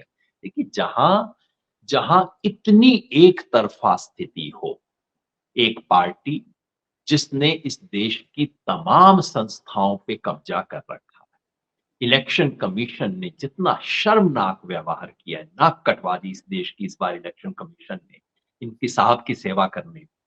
पूरा इलेक्शन कमीशन बीजेपी हेडक्वार्टर की तरह काम कर रहा, जहां पैसे में कोई 1 और 2 का रेशो नहीं है, दुगने तिगने का रेशो नहीं है, 1 और 100 का रेशो है।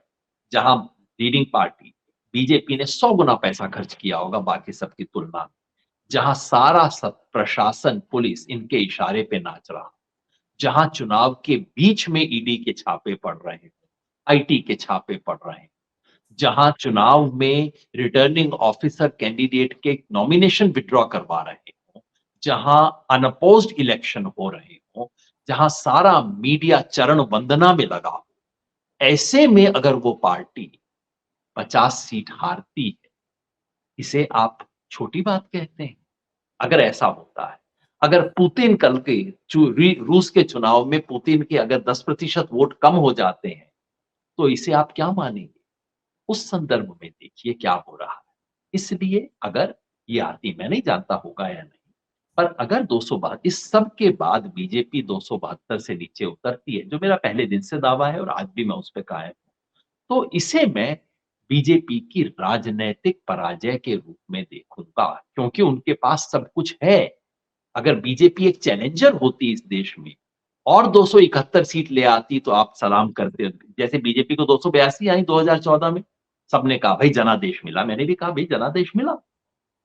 आज जहां बीजेपी है वहां से अगर 271 पे आती है, तो ये राजनीतिक पराजय नहीं तो और क्या है? चलिए, बहुत बहुत शुक्रिया योगेंद्र जी, बहुत बहुत शुक्रिया।